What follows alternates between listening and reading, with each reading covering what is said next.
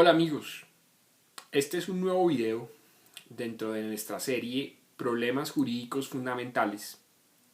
El primer video estuvo dedicado al derecho sancionatorio, el segundo video estuvo dedicado a las acciones constitucionales, el tercero a la responsabilidad jurídica y este video está dedicado a los derechos fundamentales.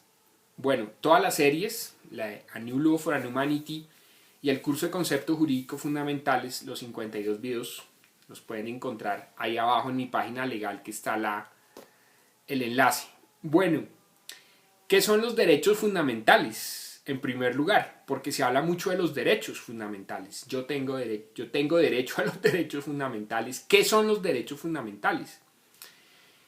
Que aparecen consignados en la primera parte de las constituciones de la mayoría de los países occidentales, como el derecho a la vida, el derecho a la libertad, el derecho o la libertad de asociación.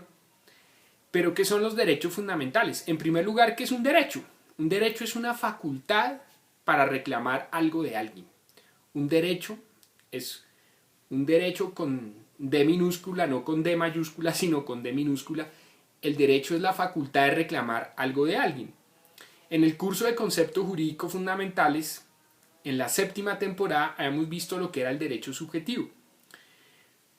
Y tiene que ver con este tema precisamente de los derechos fundamentales, porque no son cualquier derechos, son los derechos primordiales del individuo, el derecho a la vida, el derecho a la libertad, el derecho al libre desarrollo de la personalidad, el derecho a la libertad de asociación, el derecho a libertad, el derecho a profesar, cualquier religión, el derecho a trabajar. Bueno, son los derechos primordiales, o sea, son las facultades que tiene el ser humano para reclamar ante los demás una serie de acciones para proteger algo que es inherente al ser humano, por ejemplo, la vida. Yo puedo reclamar ante toda la sociedad mi protección, la protección de la vida. ¿Sí? Yo puedo reclamar ante toda la sociedad, ante el Estado, la libertad de tránsito, la libertad al libre desarrollo de la personalidad. Esos son los derechos fundamentales, esa facultad de reclamar algo de alguien jurídicamente, claro, porque no solo son facultades, abstractas o morales, sino son facultades jurídicas. Como lo veíamos en el segundo video de esta serie de problemas jurídicos fundamentales, las cartas fundamentales tienen una carta de derechos, precisamente las constituciones, y en la Constitución del 91 de Colombia y probablemente en las constituciones de otros países hay unas acciones para hacer efectivos esos derechos fundamentales que son las denominadas acciones constitucionales, que fue lo que vimos en el segundo video de esta serie. Ahora bien, ¿de dónde surgen estos derechos fundamentales o por qué surgen los derechos fundamentales? Bueno, porque para nosotros es, muy común o muy normal, pues la sociedad en la que vivimos, donde se habla de la protección de los derechos fundamentales, de esa facultad de reclamar una serie de bienes jurídicos, una serie de valores hacia toda la sociedad y hacia el Estado. Y para nosotros es muy normal, pero no siempre existió así. Hay que tener en cuenta que la humanidad durante muchos siglos, probablemente milenios, el sistema que funcionó fue el del esclavismo. O sea, muchos seres humanos no eran considerados humanos. Por muchas sociedades o entre muchas sociedades, ciertos humanos no eran considerados seres humanos, eran considerados personas. Perdón, no eran considerados personas, eran considerados cosas, bienes, como los esclavos, como en el Imperio Romano y en los imperios antiguos. Existía el sistema económico que existía en esas civilizaciones era el esclavismo, precisamente. Y no solo el esclavismo, sino incluso ellos no consideraban que, por ejemplo, los seres humanos que no pertenecían a sus tribus o a sus pueblos fueran incluso considerados seres humanos. O sea, no les reconocían humanidad incluso a sus enemigos, a sus contendientes. Por eso los esclavizaban cuando hay una guerra, los volvían esclavos de ellos. Entonces, Y en muchas sociedades siempre ha habido, pues no es que siempre ha habido, había en la antigüedad, ¿no es cierto?, como digamos ciertas categorías de personas a las que no se les daban todos los derechos, todas las garantías que ellos podían reclamar. Por ejemplo, un esclavo en la antigua Roma, por ejemplo, el patrono, digamos, lo podía asesinar y no tenía ningún problema, ¿no es cierto? Incluso las mismas mujeres dentro de las sociedades antiguas pues eran consideradas como seres humanos de segunda categoría. En la Edad Media también pasaba lo mismo con el vasallaje. Los vasallos eran cuasi esclavos del señor feudal y él prácticamente era dueño de su vida y dueño de su libertad, dueño de sus capacidades como ser humano. Entonces, obviamente ya muchos autores, cuando se fue desarrollando el derecho, como yo lo he dicho, el derecho ha venido evolucionando con la humanidad. Muchos autores empezaron a meditar sobre esto, a reflexionar sobre esto. Dentro de esos, en Occidente, hablo del mundo occidental, por ejemplo, Santo Tomás de Aquino. Santo Tomás de Aquino fue el que empezó a decir, bueno, existen unos derechos, unas facultades inherentes al ser humano y que se deben proteger per se, independientemente del ordenamiento jurídico, porque esas garantías las da Dios. El que primero empezó a decir eso fue Santo Tomás de Aquino, cuando habló de la ley natural, la ley divina, la ley humana, y cómo la ley humana tenía que estar en concordancia con la ley divina. Y él decía, por ley divina, los seres humanos tenemos unas garantías, tenemos unas facultades que nos las da Dios. Y reclamar eso ante los demás, independientemente de la sociedad organizada de la forma como esté. El primero que empezó a hablar de eso fue Santo Tomás de Aquino. Después, autores que siguieron esa filosofía de Santo Tomás, como Francisco Suárez, Francisco de Vitoria, que fueron algunos de los grandes iniciadores y fundadores de lo que sería el derecho internacional, también siguieron esa pauta del derecho humanitario, del derecho de la humanidad, el derecho fundamental de la humanidad. Eso es lo que se conoce como el justnaturalismo religioso. Después vinieron los justnaturalistas racionalistas, como John Locke, por ejemplo, como Hugo Grocio, como Samuel Pufendorf. Ellos ya dijeron, bueno, el problema no es que esos derechos no vienen de Dios, esos derechos vienen de la naturaleza. Son de la naturaleza, son de la moral humana. O sea, más que de una suprarrealidad, esos derechos le pertenecen al ser humano, por su humanidad, por su esencia de humanidad. O sea, ellos dedujeron eso por la razón. A diferencia de los justnaturalistas religiosos. Entonces ya en las constituciones ya de la era moderna se empezaron a consignar los derechos fundamentales y precisamente en las revoluciones, pues la Declaración de los Derechos del Hombre y del Ciudadano, la Revolución Francesa, la Revolución, la independencia de Estados Unidos y el movimiento de independencia en los países americanos, ya en las constituciones se empezaron a consignar esos derechos fundamentales que habían tenido primero su origen primigenio en las teorías tomistas de Santo Tomás de Aquino, en el cristianismo, después en el movimiento de las luces, en el movimiento racionalista europeo del justnaturalismo racionalista y el constitucionalismo liberal se empezaron a implementar y a consignar esos derechos fundamentales del hombre y del ciudadano. Claro, hoy en día la doctrina habla entonces que hay diferentes categorías de derechos fundamentales, lo que se denominan como generaciones de derechos. La primera generación de derechos serían esos derechos primigenios, el derecho a la vida, el derecho a la libertad, el derecho o la libertad de asociación, el derecho al libre desarrollo de la personalidad, el derecho a profesar una religión, la libertad de culto. Son derechos primigenios del ser humano, porque fueron los que primero se consignaron en las constituciones. Sin embargo, posteriormente en Europa, en la segunda mitad del siglo XIX, se dio un movimiento sindicalista en Europa muy fuerte. Y el sindicalismo en Europa presionó para que en las constituciones no solo existieran esos derechos primigenios.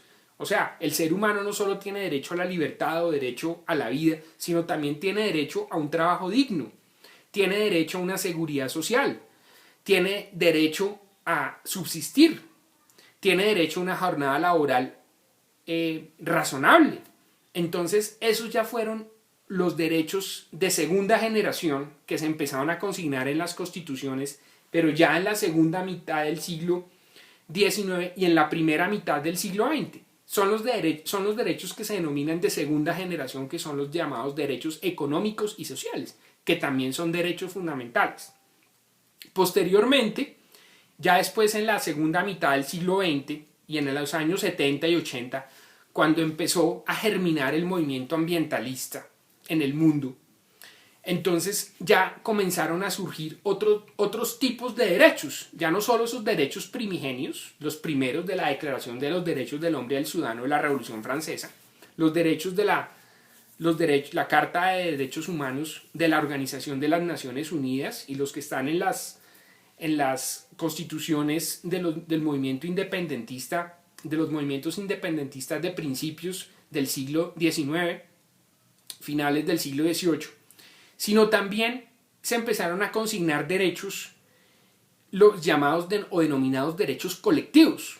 Entonces, esos derechos de tercera generación fueron derechos en los cuales se empezó a pensar que no solo el individuo tiene derechos, sino que también es la sociedad en general, la colectividad la que tiene derechos. Y precisamente después de la década del 70 y el 80 del siglo XX, sobre todo en la década de los 70, empezó a surgir muy fuerte el movimiento ambientalista. Entonces se empezaron a consignar en las constituciones y avances jurisprudenciales en diferentes países los llamados derechos ambientales. El derecho ambiental es el derecho esencial colectivo, digamos, es el derecho colectivo por esencia, digamos, por antonomasia, el derecho ambiental. O sea, la colectividad, no solo el individuo, la colectividad tiene el derecho a un ambiente sano. Entonces, esos son todos los derechos colectivos. Todos los colectivos que serían los derechos denominados de tercera generación. Y claro, ya después el desarrollo de ese derecho colectivo, de ese derecho ambiental, ha llegado o ha derivado en una que sería una cuarta generación de derechos, en la cual ya se dice, no, es que estos derechos ambientales no son solo derechos del ser humano, de las colectividades de seres humanos, sino que el ambiente tiene derechos en sí mismo. Entonces ahí podríamos hablar de los derechos de los animales, los derechos del medio ambiente, los derechos de otros seres, no sabemos, ¿sí? Serían derechos, no sé, de quinta generación, por ejemplo los extraterrestres, no sé, eso, algo muy sofisticado, o lo que hablábamos en A New Law for a New Humanity, los derechos, por ejemplo, de cyborgs, ¿sí? ¿Qué es un cyborg? Mire la serie de A New Law for a New Humanity. Entonces ya serían ya no derechos de cuarta generación, sino incluso ya de quinta generación. Tendríamos que hablar de derechos de quinta generación. Esos son los derechos fundamentales. Claro, obviamente el gran problema de los derechos fundamentales es cómo hacerlos valer. Claro, en la legislación y en las constituciones, las leyes precisamente al estar subordinadas jerárquicamente a la Constitución, tienen que respetar los derechos fundamentales, o sea, la ley civil, la ley penal, la ley administrativa, es un desarrollo de la Constitución y tiene que respetar, o sea, las leyes son emitidas precisamente para lograr que se protejan los derechos fundamentales. Para eso existe el Código Penal, para eso existe el Código Civil, para eso existen las leyes administrativas, para respetar los derechos fundamentales derivada de la Constitución. Lo que hablábamos en el segundo video de esta serie sobre las acciones constitucionales. Pero no hay que esperar a que el legislador desarrolle legislativamente todos estos derechos, estas protecciones, para que el ciudadano directamente pueda hacer valer los derechos fundamentales a través de las acciones constitucionales, como la tutela, como la acción popular, como la acción de cumplimiento, como la acción de grupo, de lo cual hablábamos precisamente en el segundo video de esta serie de problemas jurídicos fundamentales. Ahí donde hablamos, digamos, en extenso sobre los mecanismos constitucionales, los mecanismos de protección de los derechos fundamentales para hacer eficaz esta protección de los derechos. Esos son los derechos fundamentales. ¿Cuáles son los retos? Pues que las acciones constitucionales sean cada día más eficaces, o sea, sean cada vez más eficaces. En Colombia hay todo un desarrollo jurisprudencial sobre eso, tanto de la Corte Constitucional como de las altas cortes, Corte Suprema de Justicia y el Consejo de Estado, sobre esa protección inmediata o constitucional directa de los derechos fundamentales. Pero ¿hacia dónde vamos evolucionando? A que haya una más eficaz, unos mecanismos más eficaces de esa protección de los derechos fundamentales. ¿Y qué pasa con los otros sujetos de derechos? Por ejemplo, los animales, la gran discusión que hay en Colombia. Por ejemplo, si los animales pueden tener no solo el derecho a no ser torturados, si tienen más derechos los animales. El derecho del medio ambiente, por ejemplo, una tutela que llegó hasta la Corte Constitucional donde dijo, bueno, un río tiene derechos, por ejemplo. Hay otros sujetos de derechos, pues claro, pues un río tiene derechos, pues el derecho a no ser contaminado, obviamente con respecto al ser humano. Pero pues lo que nos pone a pensar es, bueno, pero esos otros sujetos de derechos tienen derechos también por sí mismos. Otros sujetos de derechos, cuando sea más sofisticada la inteligencia artificial, la robótica, los cyborgs, todo este tema del transhumanismo, ¿qué va a pasar? Bueno, y con la vida extraterrestre, eso ya lo hablamos. O con la vida en otros planetas, ¿qué va a pasar con esos otros sujetos de derechos? ¿Sí? Los robots, los cyborgs. Eso lo pueden ver en mi serie A New Law for a New Humanity, donde reflexionamos sobre eso. O sea, si otros sujetos de derechos pueden ser precisamente también sujetos de derechos. Y la evolución del concepto de derecho humano y de derecho fundamental, que también está en la serie A New Law for a New Humanity. ¿Cuál va a ser la evolución en ese derecho global del derecho fundamental, el derecho humano? Porque vamos caminando hacia la fraternidad humana. Entonces el derecho humano no solo tiene que estar ahí para garantizar unos derechos en seco, digamos, individualmente, sino para garantizar precisamente el logro de la fraternidad humana dentro del derecho global. Es una evolución mucho más compleja. Para los que quieran ver mis otros videos, A New Law for a New Humanity, donde también hablo de este tema de los derechos fundamentales, la pueden ver, está abajo donde está la serie, el tema de las acciones constitucionales, y en el curso de derechos, en el curso de conceptos jurídicos fundamentales, en el curso de conceptos jurídicos fundamentales también hay varios videos sobre este tema. La estructura del Estado, cómo se pueden hacer valer esos derechos fundamentales mediante las acciones legales, mediante las acciones constitucionales. Entonces, este tema pues ya está ampliamente, pero digamos esa es como la definición de derecho fundamental. Claro, cuando se habla a la gente de los antiderechos, ¿sí? Claro, uno de los problemas más grandes sobre el tema de los derechos fundamentales es de dónde surgen los derechos fundamentales. Y aquí hay un problema de justnaturalismo y justpositivismo. Si usted no sabe qué es eso, lo invito a que vea mi curso de concepto jurídico fundamental. Claro, porque entonces los derechos, ¿dónde están? Son per se, están per se al ser humano, o sea, una sociedad, un órgano legislativo no tiene que crear los derechos fundamentales. ¿Quién crea los derechos fundamentales? O al revés, o a contrario sensu, una visión justpositivista, que los derechos fundamentales los otorga el órgano legislativo o los otorga el constituyente. El poder constituyente es el que crea los derechos fundamentales. Entonces hay una contraposición de que hay unos derechos humanos per se que están en la naturaleza o los da Dios, independientemente de que la sociedad o el organismo jurídico no los otorgue. Y por el otro lado está la visión justpositivista que dice, no señor. Esos derechos fundamentales solo los puede crear un poder constituyente y solo los puede crear un órgano legislativo con poder de crear esos derechos fundamentales. Por ejemplo, el Congreso, incluso dentro del ordenamiento constitucional, el Congreso no puede crear derechos. Quien puede crear derechos es el constituyente. El constituyente es el que puede crear derechos. Pero entonces la pregunta es, ¿se pueden crear esos derechos o esos derechos ya están? Están en la naturaleza, como decían los justnaturalistas racionalistas, o están per se en el ser humano, en la esencia del ser humano, o como decía Santo Tomás de Aquino, están en Dios.